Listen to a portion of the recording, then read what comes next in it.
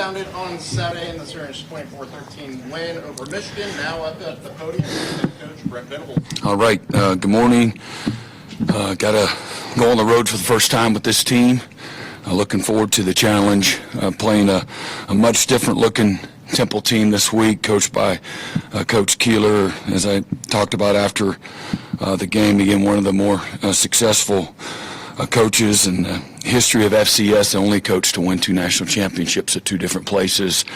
They do a fantastic job. Just really looking at the last several years, their success, and certainly that's carried over into their first couple of games, their ability to execute at a really high level, offensively and defensively, just giving up under 10 points a game on defense and averaging close to 50 points a game on offense.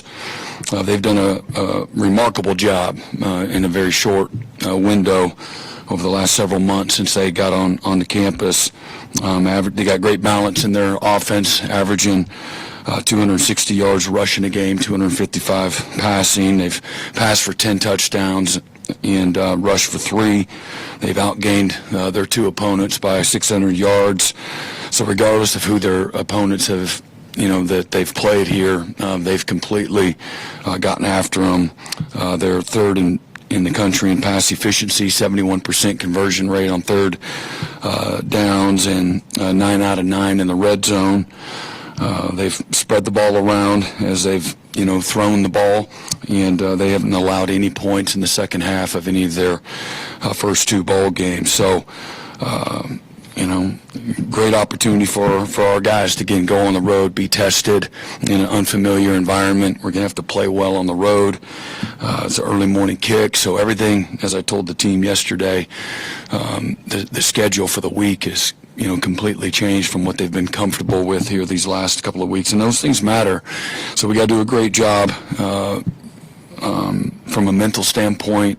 Got to get our work in from a physical standpoint, but the mental standpoint, what that looks like, the focus and the maturity to be able to go on the road and play to our ability. So look forward to that challenge.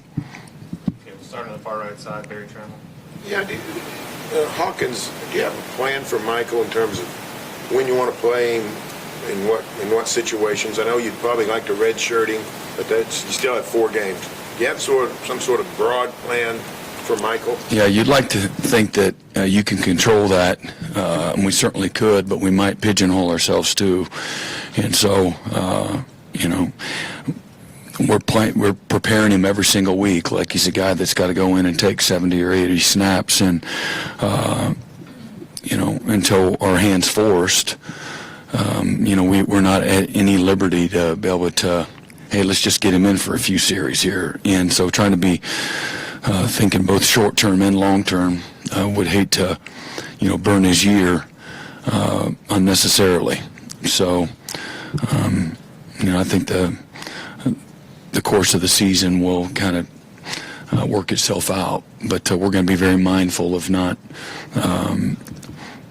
burning his year, before we have to. Jenny. Brent, John's ability to run has come to the forefront. Quarterbacks run differently. Some are speedy. Some want to run over guys. Mm-hmm. Looks like he's got the vision of a running back, really. And I'm sure you've seen that against your defense in practice. What kind of challenge does that present a defense when you've got a quarterback who's not just fast, not just able to run over guys, but can make some moves out there? Yeah, no, he's a real weapon, in running the ball, and he does. To your point, he has really good instincts as a runner, great lateral quickness and the ability to change direction. He's an explosive runner and very efficient, and I think he's got to do a good job of not taking too many shots, and that kind of goes with the territory. He's built strong and is really compact, and so he can absorb some big hits. But it's a real weapon and keeps defenses in a really tough predicament because he can throw the ball with great ability as well. Brent, John was telling us after the game the other night that you talked to the team about the 23 Texas game and how they didn't get over that. fast enough. What do you feel like you learned? Yeah. Well, again, it didn't have as much at Texas. We were 7-0. Texas happened to be the last one. And again, I got perspective. Again, we lost the next two games by one score, both on the road. We turned the ball over 6 times. A recipe, regardless of, of how the rest of the team plays, you turn the ball over, you're going to lose most of the time. And one of them was a pick 6 on the first drive of the game on the road at Kansas. And then we lost our bowl game, with a first-time starting quarterback. We turned the ball over 6 times and gave up 2 more defensive touchdowns. So I have that perspective. That's not always indicative of the rest of the team didn't handle 7-0 well either. It's hard to overcome those mistakes and against anybody that has a pulse. So, there's a balance, with all of it, and it's just handling success. It's staying hungry, staying motivated, staying detailed, staying committed to a process and how you play well. And I've always felt like it's harder to manage a team that's doing really well as opposed to a team that doesn't think much of themselves. So this is kind of right on cue from what we've tried to prepare the team for. And when you come out here and you beat Michigan, then everybody's they want to interview you. They're going to talk Heisman. They're going to talk, best defense ever. All of these things that come with that. And you got to be able to, you block out the noise before, you got to block it out now. And not an easy thing to do because everybody, I think human nature is people enjoy somebody saying nice things about them. And so it doesn't help us win, doesn't help us in our process and how we got to start completely over, learn new DNA, and, do the things that winning requires and success requires. And that's go right back to work and focus on what's in front of us. And so, I do feel like it resonated. The test of time will tell. Colton? Right, you guys have put such a big emphasis on special teams coming into this year. What did you see from some of those miscues on Saturday, and how can you correct those? Yeah, we got to, first of all, on the roughing the punter, and again, just we showed him all of our drill work. Immediately, Doug had pulled up. Sammy with his drill work. We didn't do that in our drill work. You finish in front of the punter, you take it off his foot. If you're late, man, you got to buzz by to his outside, and if you're right on time from an alignment standpoint, from taking the edge of the shield, trimming the fat and coming nice and tight, man, then you finish in front of the punter. And so we just went back and really just kind of intercut it and showed him, look, you did it right in practice. You got to take it to game day. And then again, Isaiah, he's been pretty good so far, and then just go back to the basics of catching the ball and getting people out of the way and some of the communication things. We got to be better there. Punter was fantastic. Our coverage teams on kickoff and punt team were elite. Protection was good on punt team. Gave up some leakage on our field goal. Bill pulled up the 2015 playoff game against Georgia in double overtime where we had a field goal blocked that kept us out of the national championship, and he talked the team through that yesterday, and the real why it's so important. The basics are what win for you. The basics are also how you get beat. It's the little things, never the big things. It's always the little things, and so it's trimming the fat on the punt block with Sammy. It's doing the right things in the field goal protection. Not putting 2 hands down on the inside gap. It's one-on-one. And so you just go back over, use these moments to teach. We're fortunate. We won the game, having made a handful of those mistakes. But there's good and bad in all of it. And, now this is an opportunity to get some things on film that you can coach from and show them how you lose a game, and when it matters most. George? Yeah, Brent, going back to Jenny's question about John and his ability to run, wondering when you were going through offensive coordinator candidates and watching film last year, how much did it intrigue you how much they did use the quarterback run game, John's ability and all of that, and how that maybe opens up a playbook for an offense when the quarterback can run? I just think about college football. You think about the NFL, everybody does it. So I don't think it's unique to Ben. And if you have a guy back there that can't run, then you don't force a square peg through a round circle. But you look at every really good offense, and that's what they're doing. So whether it's what they're doing in Washington in the NFL, or they're what the Buffalo Bills or the Baltimore Ravens or the Kansas City Chiefs, the Philadelphia Eagles that just won the Super Bowl, or you think about, just go down the list of the last several national championships or in college football, or whether it's Cam Newton or it was, Florida with Tim Tebow. I think there's a formula. You're going to play really good defenses, and so how can you get a +1 and have the trump card, if you will.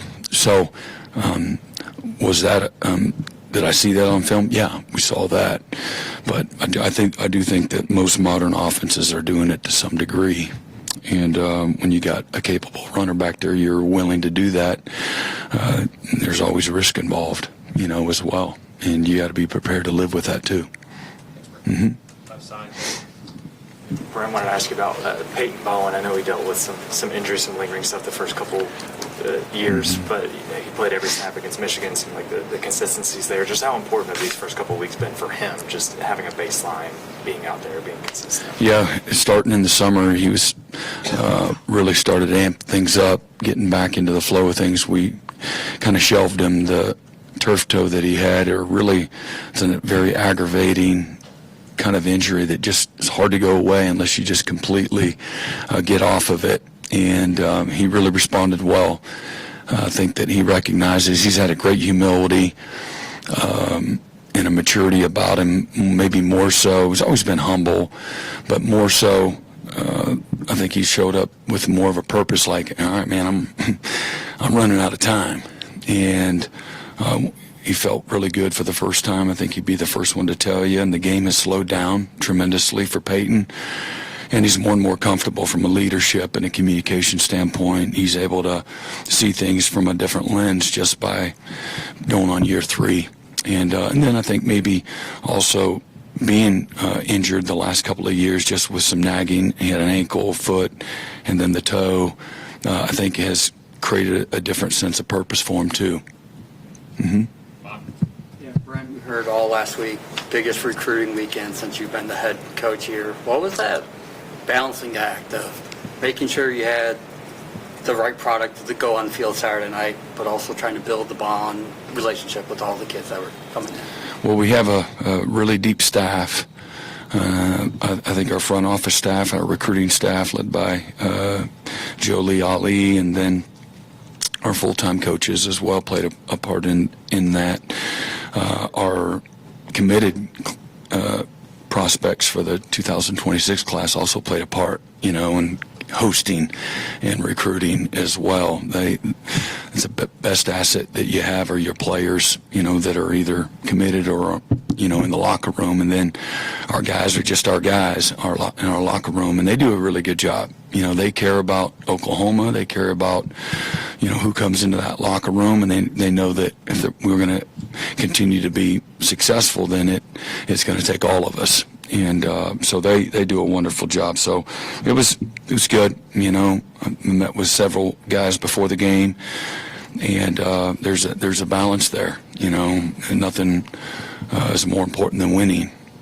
And so I thought, several of our coaches came over. They were here early, on Saturday, while there was a few of us that stayed back at the hotel with the team doing walkthroughs and meetings, things like that. And then Sunday was pretty busy, with several of the guys either still here, leaving, on Sunday, kind of closing that out. Josh. Grayson Miller, I know you already talked about how great he was and how special teams overall, but just what do you think of his journey? He was playing soccer at a small school a few years ago, and now he's delivering big kicks for Oklahoma. Yeah, so between Kanik being a quarterback and a linebacker in his past, and Owen Heineke playing lacrosse, and Grayson being a soccer player, That's pretty cool. It's a neat story. The moment wasn't too big for him. Had a fantastic week. It's been a little sporadic since he's been on campus, and I really felt like if he was sporadic like he's been at times, it might work out to our favor because it didn't make sense. You know, he's supposed to pin him in the corner, and that ball goes up to the other numbers. It never ended up working out that way on Saturday, but man, he was ready for the moment. He's got a great disposition for him. He's really competitive, got a lot of juice and energy. And it was huge. You know, all 4 of the punts that he punted were huge in that game, just from a field position standpoint. Did a fantastic job. So pretty cool, great testimony, you know, for everybody to learn from, and being ready for your opportunity, despite maybe some discouragement, you know, with not having the success or the opportunity that maybe you felt like you wanted, and but you know, not losing your focus and being ready. We had a Jacob Ulrich with a slight hamstring issue, and so that punter is no position to we really want to mess with that, and Grayson did a great job. Okay, my side, Gary. Brent, being the head coach, keeping tabs on everything, how do you feel about your quarterback running it 19 times a game? And is that also something where, you know, your running game with your running backs just needs to be a little bit better too? Yeah, no, again, how do I feel about it? I thought he did great. And again, is that what you want every single week from your quarterback? Probably not. I don't think that's good, you know, for his health long term, but you're playing against really good people. You have to be willing to do that. And, you know, what the byproduct of being willing to do that, you know, on first down, let alone third or fourth down, is that you're going to attract more people down into the box and create more opportunity of throwing the ball. You know, so I don't necessarily think it has as much to do with what you can or can't do, you know, running the ball with the tailbacks, but it makes things a little more difficult and challenging, you know, for the defense. And again, been on a whole heck of a lot of really explosive offenses that had the ability to run with the tailback and still were committed to running with the quarterback too. It's just it creates a whole nother set of problems. Second row aisle, Davis Cordova. Yeah, Brent. I know you talked about how good Jaren's been switching over to tight end, but I just want to know, was there a learning curve for him over the spring and summer? Yeah, no doubt. He had a lot to learn. And I think that's why he was in the building every day. He studied certainly what systematically we were doing in this system and what he needed to learn and how he could get better mentally. But he also studied, you know, the best tight ends in college and the NFL too. He'd be the best to ask about, you know, what all the intimate details of what that looked like. But and he'd be the first one to tell you, you know, he's still learning and still improving. And I think you saw week 1 to week 2 just made some incremental improvement. And I guess there's a stat here. He's doing pretty good, just 2 games in. But he's like leading the SEC and maybe second in the country in receptions and yards or whatever. So, what's that? Total offense. So, he's been doing pretty good. And got a long ways to go. And nobody's handing out any badges for him yet. But he's been doing really good and has come from a lot of hard work. He's a very talented athlete. But his best qualities are just his sheer will and belief in himself. And he's a good weapon, you know, with the ball in his hands. He's got good quickness. He's got good speed. He's got good natural strength as well, and always finds a way to fall forward. Okay, Joe Mazzano, second row right. Brent, following up on that, who are some guys from your past who have made the transition from one side of the ball to another, who have had success? Yeah, I look at a guy like me, just thinking about guys here at Oklahoma. Jamal Brown was the number 1 D tackle in the country and played it on defense, probably like Stone did, you know, under 100 snaps as a true freshman. He was big and strong, but he was a little stiff, had a hard time bending.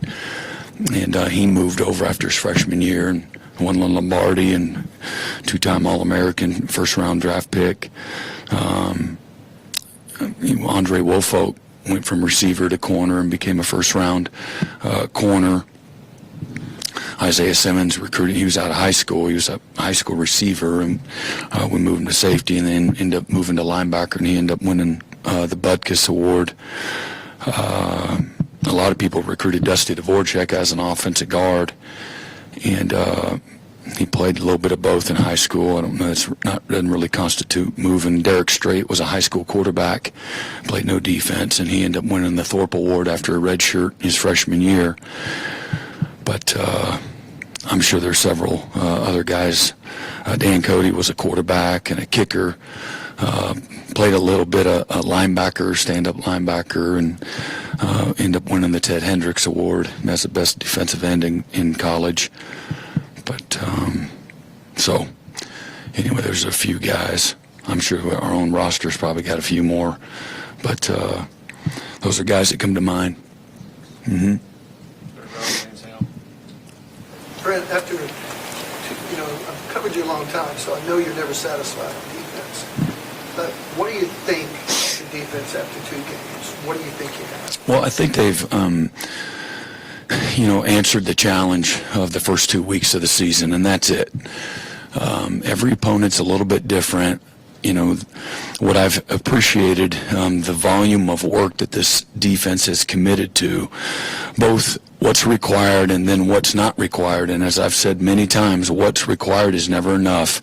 And these guys have been willing to do more than what's required over a long period of time. And now the challenge of the season is, okay, you've had a little success, your willingness to go right back at it. And with the same passion, with the same detail, with the same energy, with the same hunger, with the same toughness. If you don't, then you'll be one of those few teams, because we're not good enough just to show up and not do what's required. Most people aren't, and you'll get exposed quickly. So whether that's you saw it last weekend in college football. Army goes into K-State. South Florida goes into the swamp. Troy goes into Clemson at 16-0, and Clemson end up winning that game. Obviously, Arizona State goes on the road, and Mississippi State beats a playoff team in Arizona State, and so this game's too hard. I've appreciated the maturity and the leadership of our group.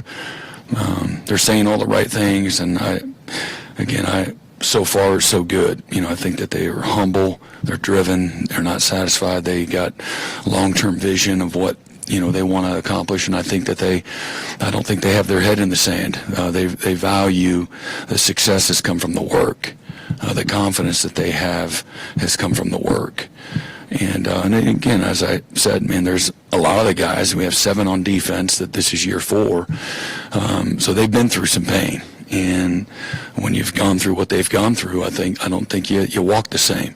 And I think that they've grown and matured through, that process. And so, as I said, pain is the world's greatest adhesive. It brings people together when you go through that together. And so I think the byproduct is playing together, playing well together, complementing each other, and know that every week's going to present a new set of challenges. The style of play, the types of passes, the types of runs, the philosophy on third down. It's different this week, and so how do you put together a game plan that you execute at a high level? If we put it in the game plan, the expectation is that we execute it at a very, very high level. And but to play this game at a high level, you have to emotionally and physically invest in the week, and it's a race against the clock. There's a comfort level with Illinois State. There's a comfort level to a certain degree with Michigan because we had an out of season, to spend a lot of time, on the first, few opponents, and then you're always working on yourself. What you put on tape a year ago that wasn't good, professional courtesy is most people are going to put it in the game plan.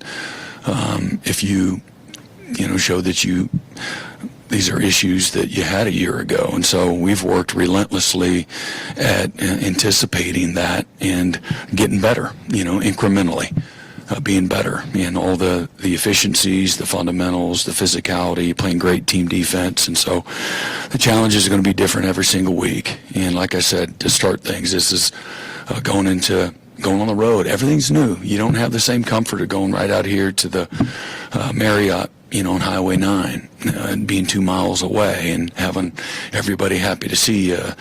And so, it takes a different type of mindset no matter, what your opponent is or where you got to go. It's just a little bit unfamiliar. So we got to do a better job, when it comes to those things too. And but I know, again, just watching the guys last night, listening to them in the team meeting, I think these guys, they do see that, and now we have to sustain that. Background clip, Brent.